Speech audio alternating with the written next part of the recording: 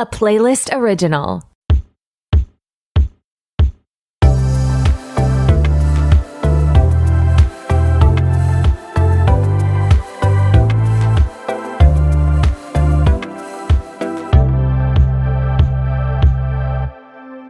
Hey, what's up? It's your host, Torry, and who is ready to be petty? Welcome back to another episode of RTBP. I am so glad you're here, and this is a bonus to the bonus app. I covered, and just like that, episodes 8 through 11 with Maddie from Parked Car Convos, but I got some really fun listener questions on Instagram, and we didn't have time to get to these, and I wanted to do them justice. So I am going to do an RTBP first, where I am just answering listener questions about season 2 of And Just Like That. So let's get into it. H_Perkins_McCarthy says how you felt about Samantha's scene. They were secretly BFs again after one text. Totally. So in season 1, we get this dragged out explanation for Carrie and Samantha's allegedly falling out because she was demanding more money for her PR services or something like that. I truly blacked it out, but she moved to London, which I could see Samantha doing, but this is the part that I just didn't get is you didn't make the time to come to her husband of many, many years and boyfriend for more than that, his funeral. You sent gorgeous flowers. You fucking ghost her in text messages. You don't, have any other scenes with Brady's graduation or Lily's recital or anything like that. But then you come in for this Randy Jackson party for Carrie's apartment. And I just wish that they either had her on and did a phone call earlier, in season 1 or earlier in season 2, that it wasn't just about the fucking apartment. And yeah, that they explained more that they are on better speaking terms. Or maybe, again, we just have been placing the actual Sarah Jessica Parker and Kim Cattrall fight onto Carrie and Samantha, and maybe they just had more of a slow falling out versus a friendship breakup, and we just have been making kind of a big deal about it because Samantha means a lot to us. And yeah, I just felt like it was rushed. It was really short. There was obviously some funny jokes in between, callbacks from previous seasons. Obviously, she looked stunning. She totally, I feel like, would make a big deal about the apartment if she was on the series as a regular. But yeah, I hate when shows do things rushed and it's too little too late. So honestly, I found it disappointing and not necessary at all. Also, it being in the finale just pissed me off too, because it was almost kind of clickbaity. It's you have to watch the whole season to understand the Samantha call, when it was just kind of a flop. But again, no shade to Kim Cattrall. You do you, get your money and fuck this series. Honestly, they did you so dirty over the past couple of years. So I have no ill will against our lovely Kim Cattrall. Kat and Lamar. Kat, one of our lovely patrons, says, was Lizette hitting on Che in the Last Supper scene? Weird vibes there. Okay, yes. And thanks for bringing this up because I didn't include it in my notes, but I defo thought Lizette was hitting on Che. And I was like, oh, they could be kind of cute together. I was like, why are you a fan of Che's podcast? I don't know. That podcast didn't seem like Lizette's vibe, but also it's I do like when they integrate these kind of callback and kind of miscellaneous characters into the main storyline. So I don't know, but yeah, I don't think we will see anything from them in the future because obviously Che gets together with Toby at the end of the episode. Kat also says, was it reasonable that Aiden wouldn't go into the apartment, or petty. Defo petty. Like, I mentioned this in my coverage with Maddie. I think it is reasonable to have anxiety about this, but you would hope that you have some type of like coping strategy to like get over it. Or when the living in Che's apartment / hotels was getting cumbersome, that you would just like kind of get over it. But I do get that it brings up a lot of traumatic things. I think also, I talked about this, but it's like the apartment looks so different and new, and the new Carrie. So it's like, how can you heal with Carrie but not the apartment, like the physical apartment? I thought that was like a little bit annoying, but it did make for some fun plot points. And I did like the callback with the rock throwing at the window. That was a fun little moment. Marta _ Danzy says, why George Washington from Hamilton always in a suit? They never came back to him. Oh my fucking God. I just realized Herbert plays George Washington in the original cast of Hamilton. That is actually so embarrassing that I didn't clock that immediately as like a Hamilton, like a 2016 Hamilton fan, not a present day Hamilton fan, but like, oh my God. And then he fucking wears the George Washington Halloween costume. That is so funny. And not like none of us clocked that. That is amazing. Thank you so much, Marta. Yeah, bring back the George Washington costume, like for sure. But yeah, we never got to see what happened with his run for comptroller. I guess maybe that will be covered in season 3. But that's defo one of the major problems that I had with season 2, is just that it is so annoying how they start these storylines like Herbert's run for comptroller, and then just like absolutely completely like it just falls off the face of this earth. And I think it's just maybe because it's too big of a cast, but it's like they did need to diversify their cast and add more personalities as well. But I don't know, maybe we just need more episodes then. I just don't know what the answer is. And like, please tell me if you have a creative answer to this, because I would love to know. Marta also says, where did Miranda's confidence / law degree go? Yeah, that's what I'm fucking saying. It is so annoying to me that she was such a boss bitch, like girl boss to the max in the first, series and the movies.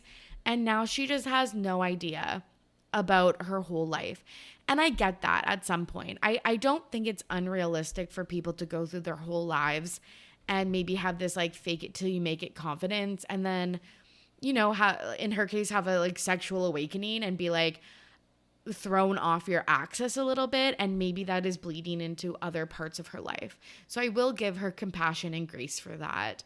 But the absolute like 180, or the realization like, oh, I'm kind of diminishing my, law career and my degree and my like accomplishments, and that's not me. Like, I feel like Naya could also, like, she did say this at some point, and her manager at the Human Rights Watch, but like, why didn't anybody, or even Carrie or Charlotte, people that have known her for so many years, be like, hey girly, I know you're going through a little bit of a,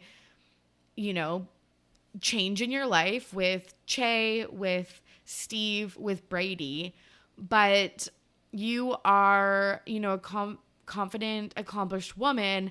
Should you seek therapy? Or like, should you just reflect on that a little bit and see if you can like find where that confidence went? I would have way rather the story be that, but the way that it goes unreflected on, or like there's just absolutely no introspection or like heads up from her friends of 30 plus years, that's the part that makes me annoyed. Not that she necessarily is struggling. I think that is relatable, and she is like, even with the alcoholism, I didn't mention that, like obviously there are big things in her life that she's trying to work out, but I feel like even with the tattoo scene, I feel like I'm going a million miles per minute. But even with the tattoo scene with the MH, I feel like, could we just have some more like scenes with her being like, no, I was this bad bitch as Miranda Hobbs. I need to get it together and I'm going to do A, B, and C to get back the confidence that I once had. But again, we just had none of that. I will say Joy, the BBC reporter, seemed to bring that out in Miranda in the last episode. She killed, her live interview, and then they go for drinks after, and she seems to be having like intellectually stimulated conversation. So I'm wondering if in season 3, our girl will be back. Okay, Best Week Ever podcast. Vanessa says, do we think Aiden's son is a future incel? I didn't read this before. It is a little bit giving incel vibes, like my dad can't date another woman, or like, I don't know. But like, he could just be like a troubled teen and acting out because his dad is gone. I don't know. Please weigh in. Do people think he is like a loser character, or do we just think he's going through a tough time? Ugly Bess says, what the fuck? Well, they say WTF, but I am saying what the fuck. Yeah, like, yeah, kind of. I think that we could have gotten a little bit more of wrap up from storylines, a little bit more, Sex in the City feel to some of these episodes. I feel like the overarching, like, general population's views on this is that it's kind of a bad TV show, but it's fun to hang out with, characters we love so much. And obviously, like, the city views are beautiful and the clothes are good and stuff like that. And it's one of those like monoculture things where you kind of have to watch to be part of the pop culture conversation. But I agree with you, Ugly Bess, WTF. And then our last question from @SunnySeaside. I love Sunny's TikTok videos, but Sunny says, do you think Aiden will come back, or is this the end for him? Yeah, this is a great fucking question. And I actually don't know, because it seemed very much like the end of a relationship. And he kept saying 5 years goes by and just like that. But it really doesn't. Like, it truly doesn't. Not if you're living like a present full life. And to ask someone to wait for 5 years is absolutely ridiculous. And the fact that you wouldn't be able to manage parenting your child. So he had one that's 20. So I'm assuming they are, maybe off at school or don't live in the house. One that's 17. So they are either going to college next year or, again, maybe moving out. And then Wyatt, who's 14. So I feel like that's like 2 adults and then 1 teen. I feel like that's pretty manageable to have a girlfriend that, lives at least part-time or like half-time at your house. I very much think that they could do Carrie lives at the farm for like 2 weeks out of the month, which she seemed willing to do.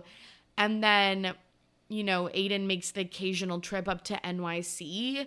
Like, I think that is really fucking manageable. Like, Aiden, you're not the first fucking, single dad that's ever like lived. Also, don't put this on Carrie. Fucking call up Kathy and be like, hey, girly pop, I know you like travel the world, but our son is kind of in crisis. Is it okay if you, do some of your work at home or like something like that? Like, I just feel like it could totally be a joint effort, but instead he made up this bogus excuse. I just also think like people don't realize at the time, but with hindsight, you do realize that people grow a lot in 5 years. People grow a lot during long distance. And sometimes the changes are so subtle that you don't notice. But I feel like you would change so much in that time period that even if you did reunite in 5 years and everything was kosher, like you didn't cheat on the person or whatever your arrangement is, if everything goes as planned, you get together and maybe you are, again, different people, and it just doesn't work. So I just don't see this as a possible solution. And I think it shows kind of immaturity on Aiden's part, and like, I don't know. So maybe this is the end for them. We don't know if he's signed on for season 3, but he was really gung-ho. I've been reading in interviews for season 2. So I don't see him just, leaving the show so easily. But yeah, again, I was thinking and like a little bit sad for Carrie, because I feel like this was, again, her great love, her second chance to make things right with Aiden. And it seems like that's not working out for her. On the other hand, I just don't know what they will do with season 3 unless they do a time jump and they're still together. I don't see what they would do. Like, does she again, and like 6 months pass, they break up, and then she moves on to someone else. But after Big and after Aiden, I feel like it's very much going to be like her dating, post Big's death, where it was just like no one's really comparing to these extraordinary partners. And I don't know, maybe she'll be a single lady. I have no idea. Maybe Franklin, the podcast producer, will be back. I have no fucking clue. But if you have thoughts, please weigh in. You can do so at our TBP podcast. Okay, thank you so much for listening. And if you are looking for more content from me, check us out on Patreon, patreon.com/RTBP podcast. Okay, friends, I hope you are safe and healthy out there. As always, I'm your host, Torry, and I'm ready to be petty. See you soon. Bye.